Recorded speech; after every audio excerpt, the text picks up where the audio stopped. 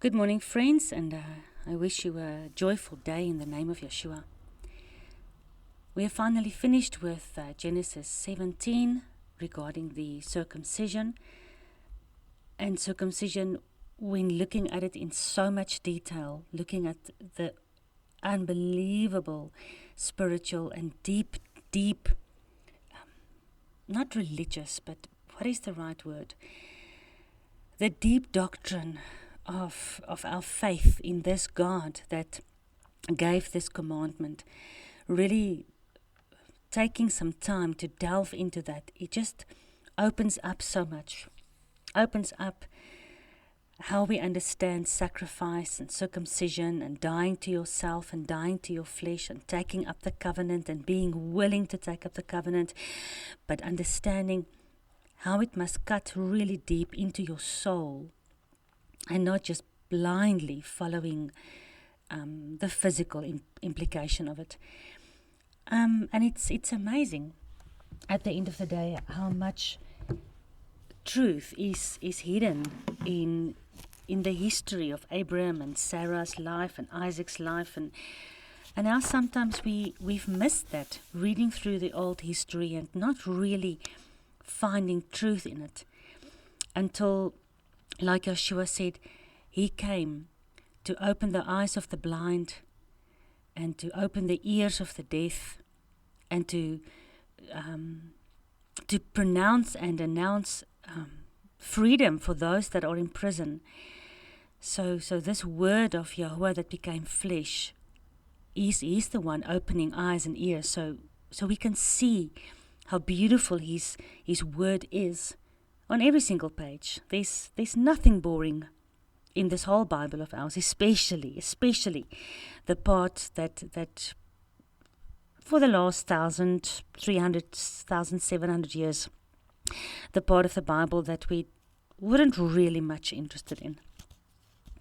So I just quickly want to finish up with Genesis 17, verse 15. And Elohim said to Abraham, "As for Sarai, your wife, you shall not call her name Sarai, but Sarah shall be her name."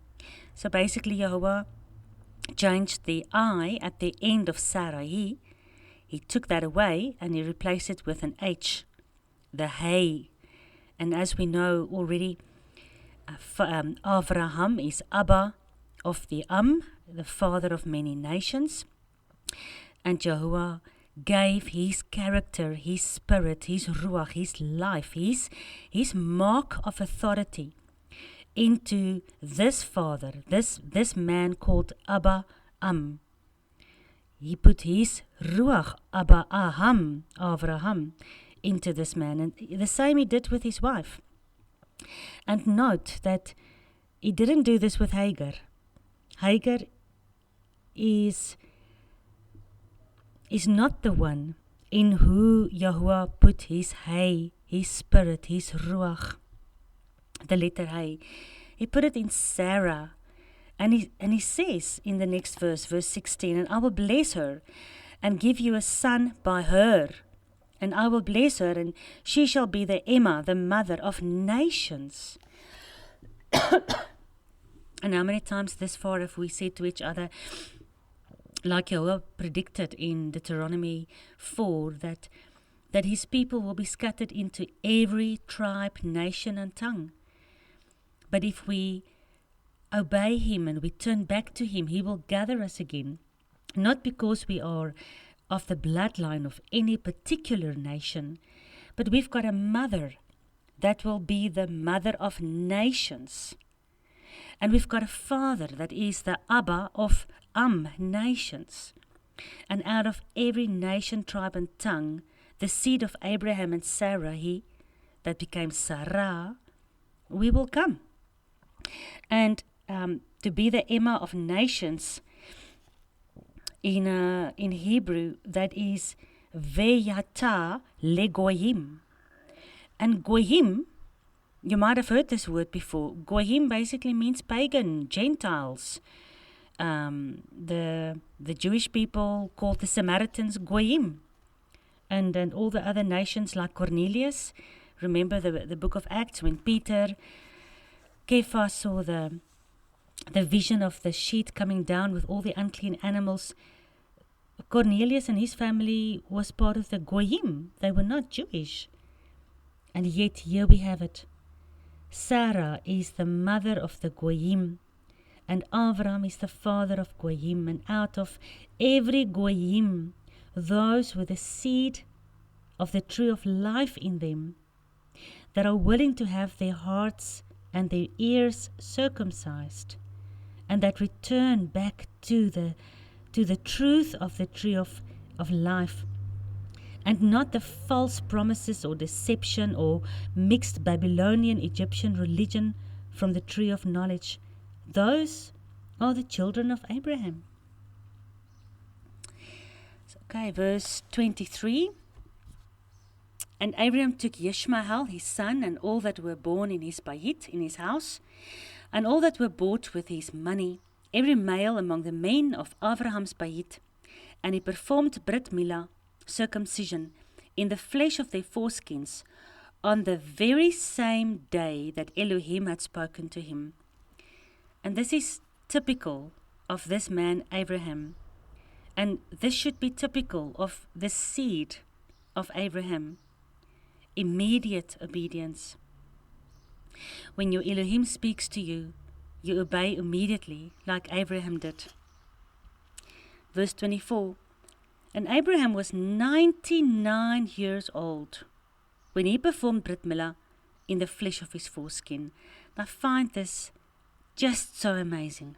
99. This man, for how many years has he been wandering also in the desert, coming out from the land of the Chaldeans, hearing this promise and this covenant of Yahuwah, and finally receiving the sign of the covenant that, he will be the father of many nations, and yet he's 99 years old.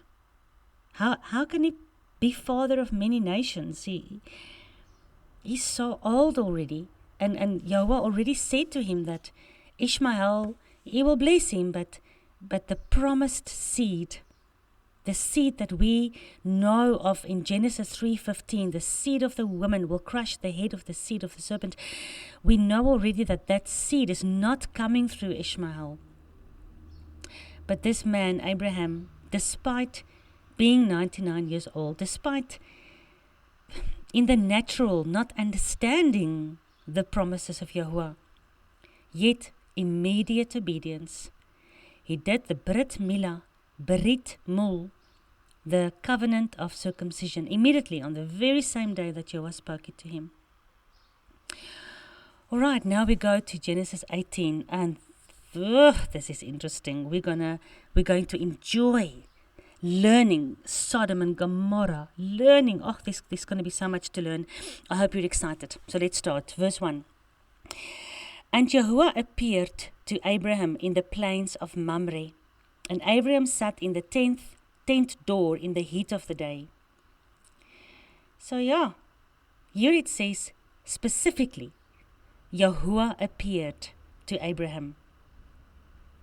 And we've met Mamre before. This was also a man that joined the house of Abraham. We read about him, remember, when there was that big war, and Abraham took his 318 slaves.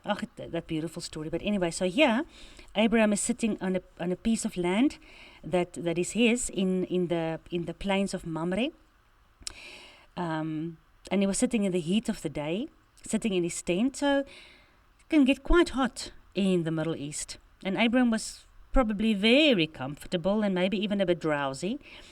And verse 2, and Abraham lifted up his eyes and looked, and see, 3 men stood by him. Okay, so that's the first thing. Verse 1 says, Yahuwah appeared. Verse 2 says, 3 men. So these were human beings, human men, right? It didn't say 3 angels, it said 3 men. And we'll see later on, obviously, these men were eating and having their feet washed. These were flesh and blood humans that you could touch and feed. So he saw 3 men standing by him. And although we don't teach the Trinity in the traditional Roman Catholic way of the way that they teach it, we do understand that Yeshua and Yahuwah is Echad, they are one. And the breath with which Yahuwah speaks is his Ruach. So it is interesting that we have three men. So remember, he sat there in the heat of the day, but when he saw them, he ran to them. I just love that. We just read in verse 24 of the previous chapter that he was freaking 99 years old. And he performed Brit Milah, and he was sitting in the heat of the day, probably being quite asleep, but yet when he saw these three men, he ran to them. I just love Father Abraham. He's such an example to us. All right. So verse 2, he ran to them and he met them at the 10th door, and he bowed himself towards the ground. So you remember that Jewish joke I told you of the Jewish man in the train, and the other guy just asked him for the time, and eventually he said he didn't want to give him the time because if he spoke to him, he'll have to invite him to his house. And this is typical of the Jewish nations even today. The Jewish people still have this tradition of being extremely hospitable. And we can see it here in the example of Father Abraham. I mean, these were three men. Why must he even run to them? They can just go on their way. Why must he bother with them? But yet, and we'll see the same, a lot of things that Abraham taught Lot, although Lot was not as devoted to Yahuwah as Abram was, and he chose the best part of the land for himself, and he was greedy. But yet we'll see later on when the angels went into Sodom and Gomorrah that even Lot had huge hospitality, even to the detriment of his family, putting his family in such danger. He also had this hospitality inside of him. And so verse 3, Abram said, Yahuwah. In your Bible it says the Lord. In many other translations it will say Adonai. If now I have found favor in your sight, please do not leave your Evet. And I always wonder, because verse 1 says Yahuwah appeared. And we know Moses wrote this, so Yahuwah had 40 years to explain everything to Moses, and Moses could write down everything God told him. And so he knew that it was Yahuwah that appeared to Abraham. And when Abram looked up, he saw three men. And yet when he approached them, he called them my Lord. He called them Yahweh. He called them Adonai. Not in the way that you say, goeiedag meneer, good day my Lord, or sir.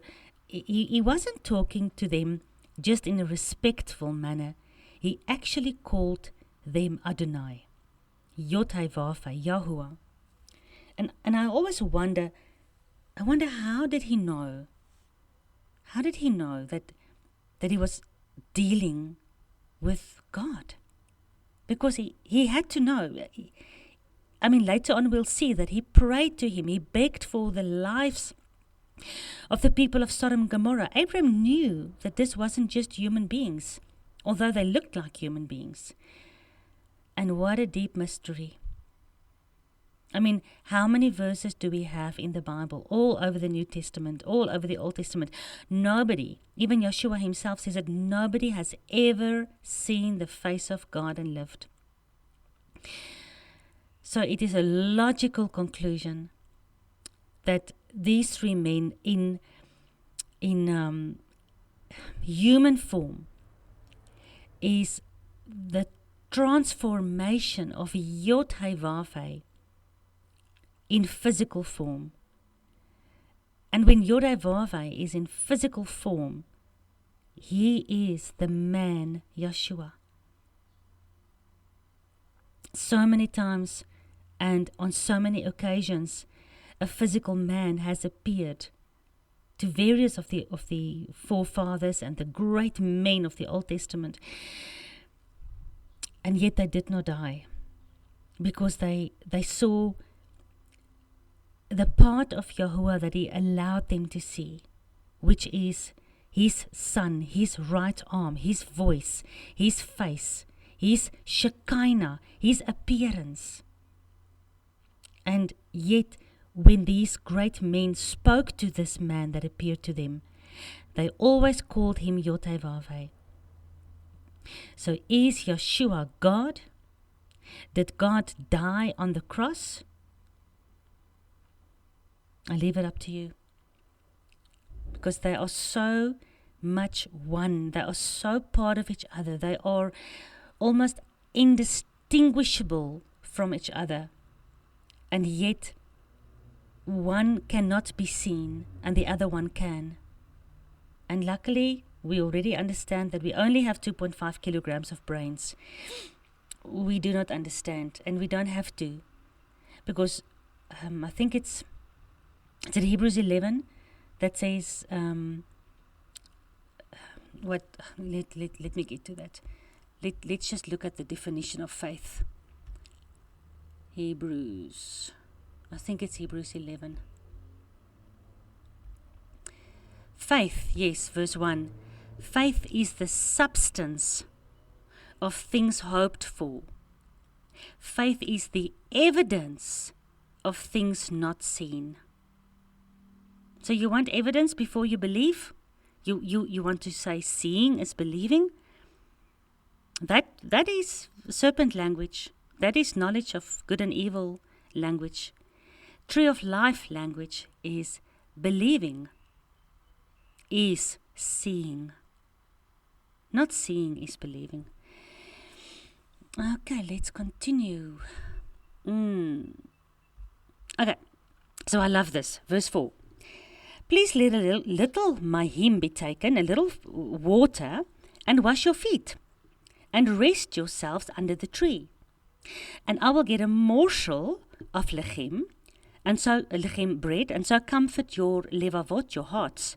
After that, you can go on your way, for this is why you have come to your evet, your servant. And they said, go, do as you have said. I love this. He says, let me get a little water and let me get a morsel of bread. I just love this. He is the epitome of hospitality.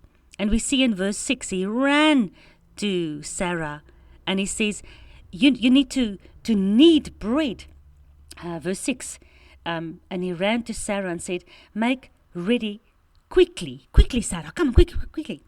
3 measures of fine flour and knead it and make cakes. I mean, 3 measures of fine flour is definitely not just a little morsel of bread. But I mean, he's so humble. He says, please, my lords, Adonai, sit down. Let me take a little bit of water and wash your feet, and let me give you a small piece of bread before you go on your way. But yeah, here in verse 4, when he wants to wash their feet, it just proves that the washing of feet is not a New Testament doctrine or ceremony. It's not even a Torah or Jewish ceremony. Again, it's something Abraham did long before the Torah was written down. And having this tradition of washing somebody's feet that comes into your house with water, just like Yeshua washed his disciples' feet, just like that prostitute that came and washed Yeshua's feet with her tears. The washing of feet is such a beautiful tradition, and we find it thousands of years before the New Testament, and hundreds of years before the Torah was written down, just confirming again that the Torah of Yahuwah is eternal. Everything in it, so many of the things in it we can see hundreds of years before it was actually written down. So yeah, Sarah is kneading 3 measures of flour. She's definitely not making a little morsel of bread. He ran to Sarah, verse 7, he ran to the herd, and he took a tender young calf and gave it to his young men, and he hurried to prepare it. So I can just see old man Abraham We've looked at this old man doing many things in his life, but now we look at him and I can just see him, with his thin little old legs and this long, they wore like dresses in the Middle East. I can just see him running and this dress of him flapping behind him, and he's running to Sarah, screaming at her, make bread. And he runs to the herd and he finds the best calf and he screams at his young servants, prepare the calf. And he ran back and he runs here and he runs there, and he's just so hastily trying to build up a feast for his 3 visitors. All right, and then verse 8. So he took butter and milk and the calf that he had prepared, and he set it before the 3 men, and he stood by them under the tree, and they did eat. So there's a couple of things here that we see. Abraham didn't eat with him, almost like a servant. He's standing, he served them, and then he's standing by them while they're eating.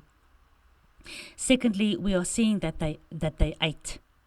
Just remember when Yeshua was resurrected, and they thought he was a ghost, he said, give me some food, and he ate the food.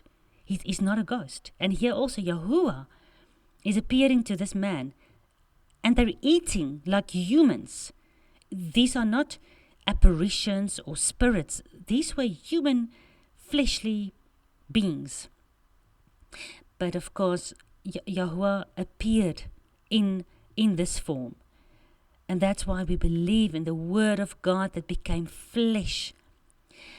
The immortal, absolutely holy, almighty can appear in flesh. And that's what happened. That's why we have a Messiah that understands, like Hebrews says, that understands our problems, because he also came in the flesh. He's not so far from any of us that we must say, who will go up into heaven to bring it down for us, or who will go down into Sheol, into the kingdom of darkness to bring it up for us. His word is close to you. It's in your mouth. And when it became flesh in the Old Testament and in the New Testament, we can touch it. We can have lunch with this fleshly appearance of our mighty Creator. And thirdly, something very interesting. I don't know how many of you know this, but the Jews today, and I mean, since they apparently decided for themselves that in the Torah, there's a commandment from God that says, you shall not boil the baby goat in his mother's milk. I mean, that's a very beautiful instruction. I love the Torah. I love every one of God's instructions in the Torah. And I just think it's beautiful that God says that the mother and the baby, you're not going to kill them together. And you're not going to boil the baby inside the mother's milk. There's a certain respect and dignity, even for goats, that Yahuwah has there.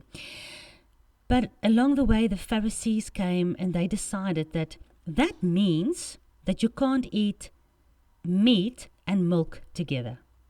It's nowhere written up in the Torah. Nowhere. And just to prove that, I believe that Abraham knew the Torah, because I believe the Torah is eternal. And the Bible says all over the place the Torah is eternal.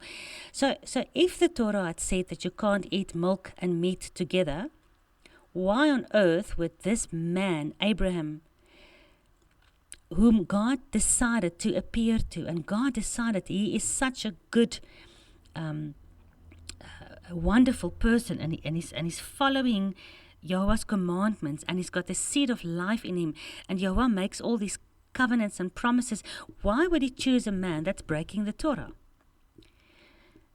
And if the Torah said that we can't have milk and meat together, why on earth would these 3 men, who we now know is the appearance of Yahuwah himself, why would they eat everything that Abraham put in front of them? Butter, milk, and the calf. Look, I'm not sure where's Sarah's bread that she was baking. I'm sure it's there as well. But I mean, surely, this is not against Torah. It's just another one of those Pharisaic additions to the Torah, the yoke upon the neck of people that our forefathers didn't even have to bear. I mean, Abraham and God, while he was having lunch with Abraham, really enjoyed their butter, their milk, and their calf together. There was nothing in the Torah regarding that. And I wish the Jewish people today can just start to read their own Tanakh, which is what we call the Old Testament in Hebrew. I wish they can just read the Torah for themselves and stop listening to the Pharisees in the synagogues, so they can see who this God is that they are serving, and why are they following strange rituals and commandments that God has never commanded. Okay, let's continue. So, verse 14. So the rest of the verses you can read for yourself. God said to Abraham that Sarah would have a wife. And in verse 11, Abraham and Sarah were very old and well stricken in age. And it ceased to be with Sarah after the manner of women. And that's just a nice way to say that she stopped ovulating. She stopped menstruating. She didn't have the way of women, the manner of women anymore. Now think about this. She didn't menstruate anymore. That means she didn't have any more ovulations, which means there was no more eggs being produced by her ovaries. She stopped menstruating years ago. Please tell me, how much of a miracle is it for a virgin that's got strong, healthy ovaries and eggs to be impregnated by the Ruach HaKodesh, where God, by a miracle, can put seed, DNA, into that healthy ovary, into that healthy egg, and a child can be born. It's a huge miracle. Huge! But I want to compare this because the Jewish people does not want to accept that we believe in a virgin that conceived. And yet they want us to believe their Old Testament, where an old woman who doesn't even have eggs anymore. And Abraham is 99 years old. His little sperm cells are all shriveled up. How big is this miracle of a 99-year-old sperm coming to, I can't remember, how old was Sarah here? I can't remember, 90 or 80, I can't remember, sorry guys, but she was very old. How big a miracle is it that that Abraham's sperm came to Sarah, his egg, when she had no more eggs? And our Jewish brothers believe this miracle happened. That God said, listen to this in verse 14, is anything too hard for Yahuwah? At the time appointed, I will return to you, and according to the time of Chayim, 9 months, and Sarah shall have a son. Nothing is too difficult for Yahuwah. But if there were levels of difficulty, right? In my 2.5 kilogram brain, I would think it's less difficult to impregnate a healthy egg than it is to impregnate a non-existent egg. So I want to encourage our older brother Judah. The miracle of Abraham and Sarah conceiving a child is beautiful. Can you not use the same amount of faith you have in believing this miracle and also believing the miracle of the son born from a healthy egg with God's DNA in him as the husband. Because we are going to study Isaac. We're going to study the life of Isaac in depth. And you're going to see how amazingly prophetic the life of Isaac is. He's an absolute shadow figure of the Messiah. An absolute prophetic shadow picture of our Messiah. And he was born of absolute miracle, just like Yeshua. All right, so tomorrow we'll continue and we're going to tackle Sodom and Gomorrah. We're going to look at what happened there. It might be difficult. There's things that we're not even allowed to say anymore in the day and age that we live. You can actually be accused of hate speech. You can end up in prison. In America, I know it's people get locked up for saying what happened in Sodom and Gomorrah. Yet we believe in the word of God, and we believe that what he says is right, that is right, and what he says is good, that is good, and what he says is evil, that is evil. But again, the whole world is eating from the tree of knowledge of good and evil, where they decide what is good and what is evil. And we're going to get to the destruction of Sodom and Gomorrah. And there's just so much. It's going to take a couple of days again to work through Genesis 18. But I hope you enjoyed this wonderful story of Sarah and Abraham, and Abraham running around preparing a meal, and him spending time with God under the trees on the plains of Mamre.